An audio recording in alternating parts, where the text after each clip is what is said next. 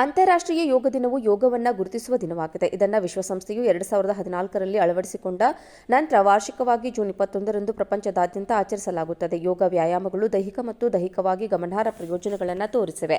ಮಾನಸಿಕ ಯೋಗಕ್ಷೇಮ ಪ್ರಾಚೀನ ಭಾರತದಲ್ಲಿ ಹುಟ್ಟಿಕೊಂಡ ಈ ಸ್ವಾಸ್ಥ್ಯ ಅಭ್ಯಾಸವನ್ನು ಜಾಗತಿಕವಾಗಿ ಪ್ರಚಾರ ಮಾಡೋದು ಯುಎನ್ಎಯಿಂದ ಮಹತ್ವದ್ದಾಗಿದೆ. ಯೋಗ ದಿನದ ಉಪಕ್ರಮವನ್ನು ಭಾರತದ ಪ್ರಧಾನಮಂತ್ರಿ ನರೇಂದ್ರ ಮೋದಿ ಅವರು ತಮ್ಮ 2014ರ ಯುಎನ್ ಭಾಷಣದಲ್ಲಿ ತೆಗೆದುಕೊಂಡರು ಮತ್ತು ಸಂಬಂಧಿತ ನಿರ್ಣಯವು ವಿಶಾಲವಾದ ಜಾಗತಿಕ ಬೆಂಬಲವನ್ನು ಪಡೆಯಿತು. 177 ರಾಷ್ಟ್ರಗಳು ಇದನ್ನು ವಿಶ್ವಸಂಸ್ಥೆಯ ಸಾಮಾನ್ಯ ಸಭೆಯಲ್ಲಿ ಸಹ ಪ್ರಾಯೋಜಿಸಿದವು.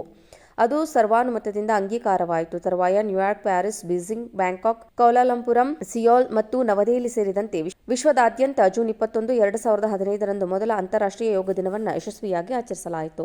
ಅಂತಾರಾಷ್ಟ್ರೀಯ ಯೋಗ ದಿನವು ಯೋಗವನ್ನು ಗುರುತಿಸುವ ದಿನವಾಗಿದೆ. ಇದನ್ನು ವಿಶ್ವಸಂಸ್ಥೆಯು 2014ರಲ್ಲಿ ಅಳವಡಿಸಿಕೊಂಡ ನಂತರ ವಾರ್ಷಿಕವಾಗಿ ಜೂನ್ 21ರಂದು ಪ್ರಪಂಚದಾದ್ಯಂತ ಆಚರಿಸಲಾಗುತ್ತದೆ. ಯೋಗ ವ್ಯಾಯಾಮಗಳು ದೈಹಿಕ ಮತ್ತು ದೈಹಿಕವಾಗಿ ಗಮನಾರ್ಹ ಪ್ರಯೋಜನಗಳನ್ನು ತೋರಿಸಿವೆ.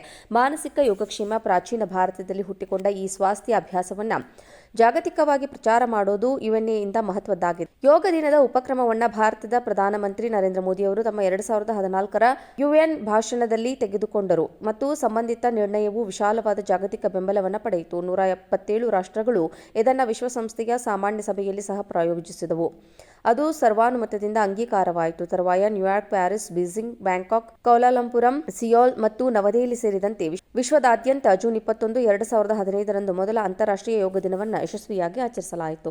ಅಂತಾರಾಷ್ಟ್ರೀಯ ಯೋಗ ದಿನವು ಯೋಗವನ್ನು ಗುರುತಿಸುವ ದಿನವಾಗಿದೆ. ಇದನ್ನು ವಿಶ್ವಸಂಸ್ಥೆಯು 2014ರಲ್ಲಿ ಅಳವಡಿಸಿಕೊಂಡ ನಂತರ ವಾರ್ಷಿಕವಾಗಿ ಜೂನ್ 21ರಂದು ಪ್ರಪಂಚದಾದ್ಯಂತ ಆಚರಿಸಲಾಗುತ್ತದೆ. ಯೋಗ ವ್ಯಾಯಾಮಗಳು ದೈಹಿಕ ಮತ್ತು ದೈಹಿಕವಾಗಿ ಗಮನಾರ್ಹ ಪ್ರಯೋಜನಗಳನ್ನು ತೋರಿಸಿವೆ. ಮಾನಸಿಕ ಯೋಗಕ್ಷೇಮ ಪ್ರಾಚೀನ ಭಾರತದಲ್ಲಿ ಹುಟ್ಟಿಕೊಂಡ ಈ ಸ್ವಾಸ್ಥ್ಯ ಅಭ್ಯಾಸವನ್ನು ಜಾಗತಿಕವಾಗಿ ಪ್ರಚಾರ ಮಾಡೋದು ಯುಎನ್ಎಯಿಂದ ಮಹತ್ವದ್ದಾಗಿದೆ. ಯೋಗ ದಿನದ ಉಪಕ್ರಮವನ್ನು ಭಾರತದ ಪ್ರಧಾನಮಂತ್ರಿ ನರೇಂದ್ರ ಮೋದಿ ಅವರು ತಮ್ಮ 2014ರ ಯುಎನ್ ಭಾಷಣದಲ್ಲಿ ತೆಗೆದುಕೊಂಡರು ಮತ್ತು ಸಂಬಂಧಿತ ನಿರ್ಣಯವು ವಿಶಾಲವಾದ ಜಾಗತಿಕ ಬೆಂಬಲವನ್ನು ಪಡೆಯಿತು. 177 ರಾಷ್ಟ್ರಗಳು ಇದನ್ನು ವಿಶ್ವಸಂಸ್ಥೆಯ ಸಾಮಾನ್ಯ ಸಭೆಯಲ್ಲಿ ಸಹ ಪ್ರಾಯೋಜಿಸಿದವು. ಅದು ಸರ್ವಾನುಮತದಿಂದ ಅಂಗೀಕಾರವಾಯಿತು. ತರುವಾಯ ನ್ಯೂಯಾರ್ಕ್, ಪ್ಯಾರಿಸ್, ಬೀಜಿಂಗ್, ಬ್ಯಾಂಕಾಕ್, ಕೌಲಾಲಂಪುರಂ, ಸಿಯೋಲ್ ಮತ್ತು ನವದೆಹಲಿ ಸೇರಿದಂತೆ ವಿಶ್ವದಾದ್ಯಂತ ಜೂನ್ 21, 2015ರಂದು ಮೊದಲ ಅಂತಾರಾಷ್ಟ್ರೀಯ ಯೋಗ ದಿನವನ್ನು ಯಶಸ್ವಿಯಾಗಿ ಆಚರಿಸಲಾಯಿತು. ಅಂತಾರಾಷ್ಟ್ರೀಯ ಯೋಗ ದಿನವು ಯೋಗವನ್ನು ಗುರುತಿಸುವ ದಿನವಾಗಿದೆ. ಇದನ್ನು ವಿಶ್ವಸಂಸ್ಥೆಯು 2014ರಲ್ಲಿ ಅಳವಡಿಸಿಕೊಂಡ ನಂತರ ವಾರ್ಷಿಕವಾಗಿ ಜೂನ್ 21ರಂದು ಪ್ರಪಂಚದಾದ್ಯಂತ ಆಚರಿಸಲಾಗುತ್ತದೆ. ಯೋಗ ವ್ಯಾಯಾಮಗಳು ದೈಹಿಕ ಮತ್ತು ದೈಹಿಕವಾಗಿ ಗಮನಾರ್ಹ ಪ್ರಯೋಜನಗಳನ್ನು ತೋರಿಸಿವೆ.